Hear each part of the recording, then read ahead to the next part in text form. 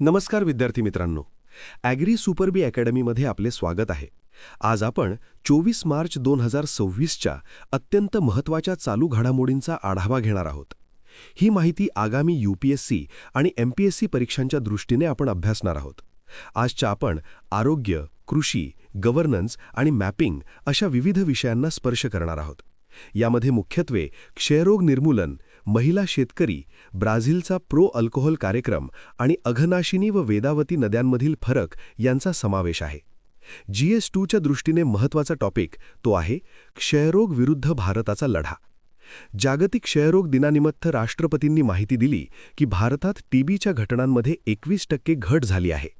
TB हा Mycobacterium tuberculosis जीवाणूमुळे होणारा संसर्गजन्य आजार आहे. प्रामुख्याने फुफ्फुसांवर तर कधी मनका, मेंदू व मूत्रपिंडावर परिणाम करतो. विशेषतः हवेतून पसरतो.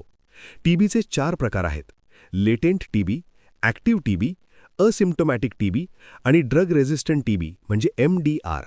सध्या आपला मुख्य फोकस लक्षणे नसलेल्या म्हणजे असिम्प्टोमॅटिक TBवर आहे, जो जवळपास 50% रुग्णांमध्ये दिसून येतो. TB निर्मूलनासाठी पुढाकार. भारताने निक्षय पोषण योजना आणि निक्षय मित्रसारखे उपक्रम राबवले आहेत.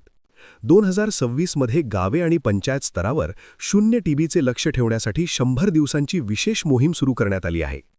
जागतिक स्तरावर WHOचे 2035 पर्यंत 95% मृत्यूदर कमी करण्याचे लक्ष्य आहे. महत्त्व, आव्हाने आणि पुढील वाटचाल. TB निर्मूलनामुळे भारताचा डेमोग्राफिक डिव्हिडंड सुरक्षित राहतो. तथापि सामाजिक कलंक म्हणजे स्टिग्मा आणि उपचारातील अनियमितता ही मोठी आव्हाने आहेत. भविष्यात मेड इन इंडिया लसींना गती देणे आणि खाजगी क्षेत्राला निक्षय पोर्टलशी जोडणे आवश्यक आहे. यानंतर GS3च्या दृष्टीने महत्त्वाचा टॉपिक तो आहे कृषी क्षेत्रातील महिला शेतकरी. संयुक्त राष्ट्रांनी 2026 हे international year of the woman farmer म्हणून घोषित केले आहे. आकडेवारीनुसार 80% ग्रामीण महिलांचा मुख्य उपजीविका स्रोत कृषी आहे. नमो ड्रोन दीदी सारख्या योजनांमुळे महिला आता तांत्रिकदृष्ट्या सक्षम होत आहेत. पुढाकार आणि मुख्य आव्हाने. महिला शेतकऱ्यांसमोर जमिनीच्या मालकी हक्काचा अभाव आणि जड अवजारे वापरण्यात येणारे शारीरिक कष्ट ही प्रमुख आव्हाने आहेत. यासाठी MKSP आणि कृषी सखीसारखे उपक्रम कौशल्य विकासासाठी राबवले जात आहेत.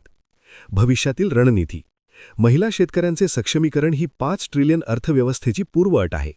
त्यांना केवळ मजूर न ठेवता उद्योजक बनवण्यासाठी मार्केट लिंकेज आणि जमिनीच्या नोंदींचे डिजिटलायझेशन करणे गरजेचे आहे. यानंतर GS3च्या दृष्टीने महत्त्वाचा टॉपिक तो आहे जलसेवा आकलन फ्रेमवर्क. तर ही एक जलजीवन मिशन अंतर्गत ग्रामीण पाणीपुरवठा सेवेचे मूल्यमापन सोशल ऑडिट करणारी प्रणाली आहे. ब्राझीलचे प्रो अल्कोहोल प्रोग्राम. या प्रोग्राम अंतर्गत पेट्रोलियम आयातीवर अवलंबित्व कमी करण्यासाठी सुरू केलेला राष्ट्रीय बायोफ्यूल प्रोग्राम. यामध्ये ब्राझीलच्या धर्तीवर इथेनॉल ब्लेंडिंग E20च्या पुढे जाऊन E30 ते E100चे ते लक्ष्य निर्धारित करून त्या दृष्टीने काय प्रयत्न करण्यासाठी इथेनॉल ब्लेंडिंगचे धडे घेऊ शकतो. यानंतर फॅक्ट्स फॉर प्रिलिम्स. RODT योजना. निर्यात वस्तूंवरील स्थानिक करांच्या परतफेडीसाठी 1 जानेवारी 2021 पासून RODT योजना राबवली जात आहे. ही योजना वाणिज्य आणि उद्योग मंत्रालयाअंतर्गत येते आणि पूर्णपणे WTOच्या नियमांना धरून आहे. यानंतर राजमार्ग इन्फ्रा इन्व्हेस्टमेंट ट्रस्ट. NHAIने पूर्ण झालेल्या महामार्गांचे मुद्रीकरण करण्यासाठी RIITची BSEवर नोंदणी केली आहे. यामुळे किरकोळ गुंतवणूकदारांना महामार्गात गुंतवणुकीची संधी मिळेल आणि NHAIला नवीन प्रकल्पांसाठी निधी उपलब्ध होईल. यानंतर स्ट्रॅटेजिक पेट्रोलियम रिझर्व्हज. भारताचे ऊर्जा सुरक्षा साठे SPR सध्या 64% क्षमतेवर आहेत. हे साठे विशाखापट्टणम, मंगळूर आणि पाडूर येथे आहेत. जागतिक नियमांनुसार 90 दिवसांचा साठा आवश्यक असतो, तर सध्या भारताकडे साधारण 9.5 दिवसांचा SPR बफर आहे. यानंतर मॉडेल कॉन्टेक्स्ट प्रोटोकॉल. भारत सरकारने AI टूल्सना सरकारी सांख्यिकी पोर्टलशी जोडण्यासाठी मॉडेल कॉन्टेक्स्ट सर्व्हर लॉन्च केले आहे. यामुळे AIला थेट अधिकृत भारत सरकारी आकडेवारी मिळेल आणि चुकीच्या माहितीचा म्हणजे हॅल्युसिनेशन्सचा धोका कमी होईल. यानंतर चोकामुडी टेकड्या आणि नीलगिरी तहर. केरळमधील चोक्रामुडी टेकड्या या नीलकुरिंजी फुलांचे मुख्य निवासस्थान आहे. याच भागात आढळणारा नीलगिरी तहर हा तमिळनाडूचा राज्य प्राणी आहे आणि तो एंडेंजर्ड श्रेणीत येतो. शेवटी मॅपिंग. अघनाशिनी विरुद्ध वेदावती. युनेस्कोने या 2 नद्यांच्या जोडणी प्रकल्पावर वारसा संवर्धन नियमांचे पालन करण्यास सांगितले आहे. अघनाशिनी ही कर्नाटकची पश्चिम वाहिनी नदी आहे, तर वेदावती ही पूर्व वाहिनी असून ती तुंगभद्रेची उपनदी आहे.